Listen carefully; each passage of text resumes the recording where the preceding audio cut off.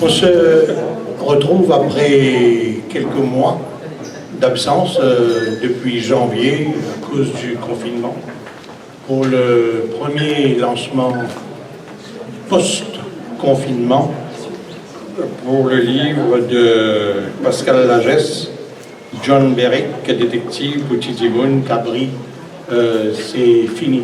Je peux vous dire que j'avais beaucoup d'admiration pour cet auteur dont on disait qu'il avait le sens de l'humour.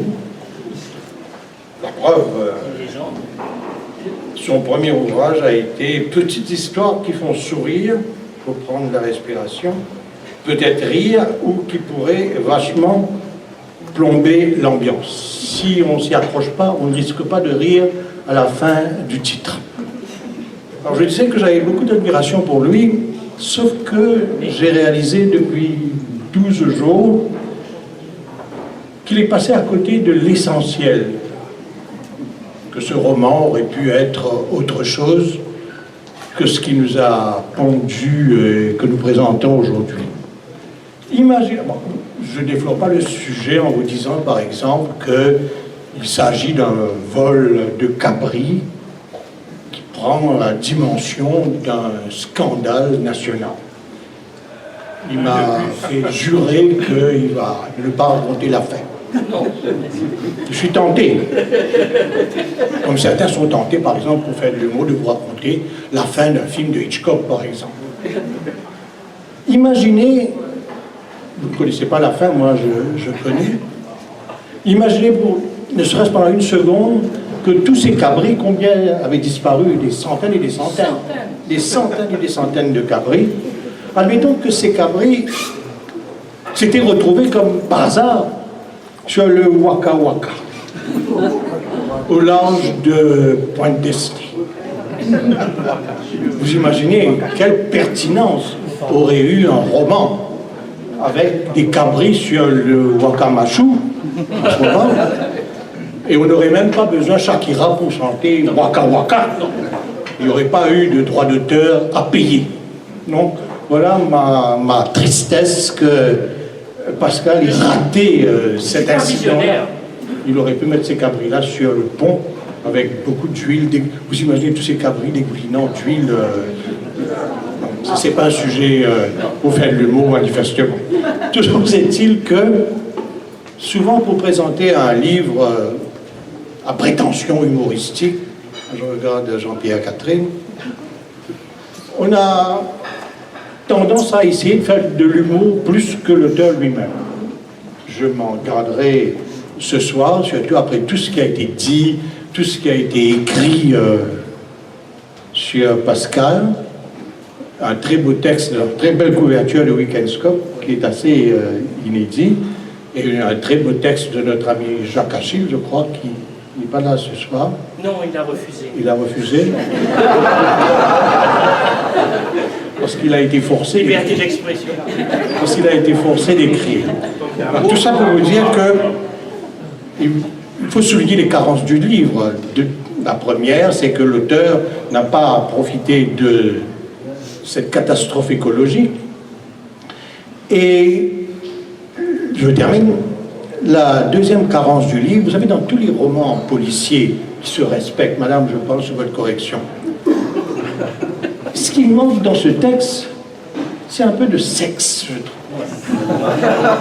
Dans tous les films de James Bond, déjà avec Sean Connery dans Dr. No, Sue Landress sortant de l'onde avec son bikini blanc, ça a fait fantasmer des générations et des générations. Chez Philippe de Villiers, Malcolm Lynch, je crois, il s'appelle le héros. Toutes les trois pages, il y a une histoire de coucherie, donc vous savez. Sherlock Holmes, non. Lui, c'était le pétard, hein, c'est l'opium.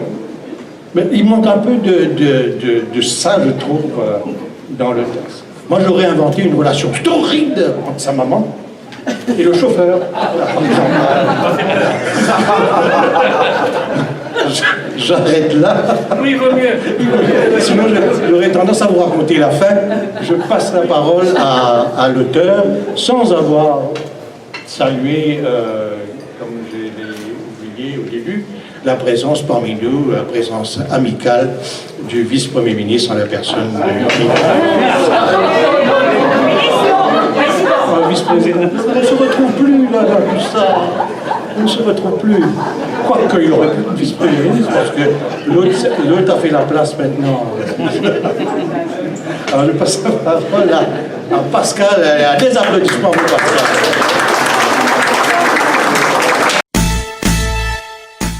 Je craignais le pire. Bon, j'ai transpiré. C'est arrivé. Hein? C'est arrivé. Bonsoir. Bonsoir. Je remercie Son Excellence, le vice-président de la République, M. Eddy Boissaison, pour sa présence ici. Merci à ma famille, à tous mes amis qui sont là pour m'épauler ce soir. Sans leur support, je n'aurais pas pu sortir de ma caverne. Je suis très heureux d'être de nouveau au Hennessy Park pour le lancement d'un livre. J'étais persuadé il y a 2 ans que la publication de mes petites histoires allait être la seule et unique publication de ma part, mais comme vous pouvez le voir, j'ai récidivé. Je voudrais profiter de cette occasion pour remercier le Hennessy Park Hotel et à travers lui, messieurs Michel de Spéville et Julien Glan, pour leur foi en l'art et la culture. Ils offrent ici une oasis où les artistes peuvent se retrouver et partager leur création. Je pense qu'ils méritent des tonnes d'applaudissements.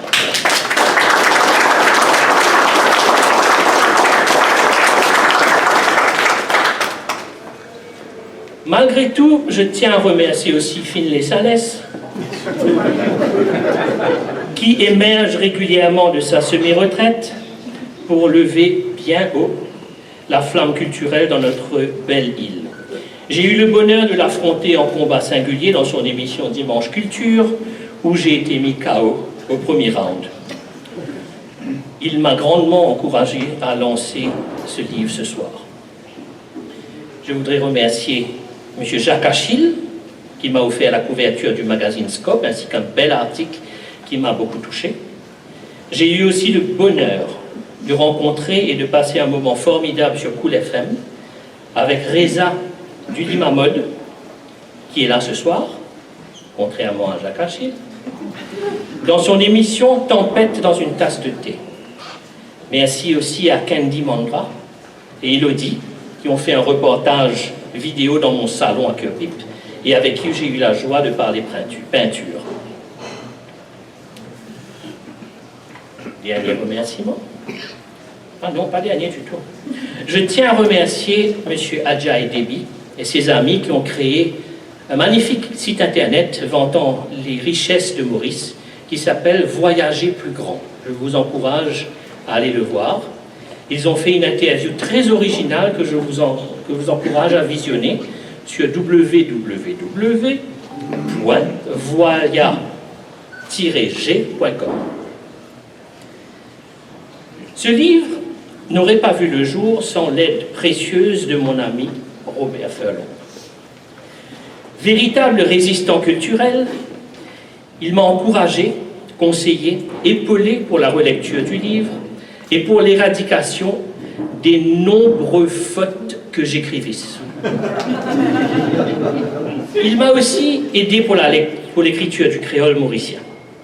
Robert a ceci de précieux: il sait accompagner l'écrivain en herbe avec sensibilité et délicatesse. C'est une preuve, s'il en fallait, de sa grandeur d'âme. Une histoire ne serait rien sans un support de lecture. Je voudrais remercier Michel Coquet et Joël Mestracci et la formidable équipe de l'imprimerie et papeterie commerciale pour l'impression du livre. Michel, qui se cache quelque part,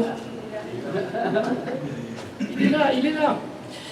Michel a imprimé les livres de ma grand-mère, Mère Grand, et ceux de mon père, et cela depuis 1971, si je ne me trompe pas. 49 ans de bon et loyaux printing. Merci.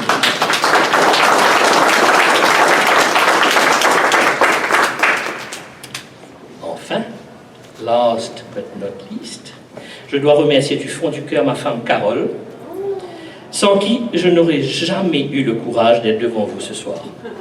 Carole m'a aidé à chaque étape de la création et de la préparation du livre, et sa présence et son amour sont vitales dans ma vie.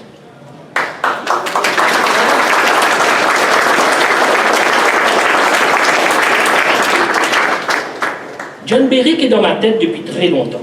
Il portait au début le nom de Harry Copal et ignorait qu'il allait un jour faire son chemin jusque sur le papier. Alors Harry Copal, en fait, un jour je vais voir maman, qui est là, et je lui dis, voilà, je suis en train d'écrire un livre, le héros s'appelle Harry Copal, blablabla. Bla, bla, bla. Et elle me dit, mais tu sais, ton papa a écrit dans Action, en 59, un héros où il signait Harry Copal. Enfin, il y avait Harry Copal. Donc je me dis, c'est un plagiat. Donc, rentrer à la maison, écrasé. Et là, Carole m'a suggéré, mais pourquoi pas Jean Berwick, et que nous avons changé en John, parce que pour une raison bien évidente. Alors, l'idée de faire des aventures d'un détective pour Tidy Moon me trottait dans les méninges, et il me manquait toujours ce fichu courage pour lui donner vie. Je voulais un détective normal, comme Sarkozy. Non, comme... Sarkozy, c'était... Hollande qui était un président normal. Je voulais et sans super pouvoir et vivant avec les soucis de la vie de tous les jours, un peu comme nous tous en fin de compte, à part Finlay, qui est exceptionnel. John n'habite pas dans le grand luxe, il vit avec une maman acariâtre et passerait physiquement inaperçu dans une foule. Il est loin du stéréotype d'un James Bond flamboyant, d'où l'absence de scènes torrides. Finlay. Cet homme, cependant, a la chance d'avoir des amis qui l'aiment et qui l'aident dans ses enquêtes, car sans ses amis, John Berwick ne parviendrait pas à élucider le mystère de la disparition des cabris. L'amitié est un élément important dans les aventures de John Berwick. Je voudrais aussi signaler ici qu'au moment où j'écrivais cette histoire, j'ai eu des doutes quant à la langue à utiliser. Certains dialogues en français sonnaient faux et ne cadraient pas avec certains personnages. C'est là que j'ai pris la décision de les écrire en créole. Mais quel créole? Je suis d'une génération où le créole était parlé et pas écrit, et où il n'y avait pas de règles établies. Après quelques rapides recherches, et grâce à mon petit Robert, illustré, je ne sais plus où je suis, j'ai décidé d'utiliser le créole avec la graphie l'harmonie, qui est maintenant officiellement établie à Maurice, comme la façon d'écrire cette belle langue. Il y a sûrement quelques petites fautes qui flottent de part et d'autre, et je m'en excuse à l'avance. Cela donne un des rares livres sous-titrés où français et créole mauricien coexistent. Le lecteur fera son choix de dialogue, et dans ce livre, une langue peut aider à la compréhension de l'autre. J'ai eu la chance d'avoir aussi sur mon chemin Gérard Annie, qui a scruté les dialogues en créole mauricien et qui m'a aidé à mieux comprendre la grammaire. Pour terminer, je voudrais dire ici le bonheur que j'ai eu à placer mon histoire dans notre belle île. Je suis un fanatique de mon pays, que ce soit dans ma peinture, mes photographies et aujourd'hui dans l'écriture. C'est un pays fascinant où malgré ses travers, ses défauts, il fait bon vivre. Nos divers héritages nous ont offert une panoplie d'environnements très différents dans lesquels nous pouvons nous épanouir en passant d'un monde à l'autre, desquels nous pouvons extraire l'essence même de la culture des uns et des autres. Ce livre nous fait voyager à travers notre île et apprécier les différentes facettes de cette riche culture mauricienne. Enfin, je voudrais remercier mon fils Noah d'avoir résisté à la tentation de jouer sur son portable. Non? J'ai parlé trop vite, je crois. Et je profite pour embrasser mes enfants, Marie, Lucas et Shane, qui suivent ce lancement depuis Perth. Et aussi à ma seconde femme, Christine, qui regarde l'événement en live depuis Chester, en Angleterre. Vive la technologie. Et merci de tout mon cœur d'avoir fait le déplacement ici ce soir et de m'avoir donné la chance d'être devant vous. Merci.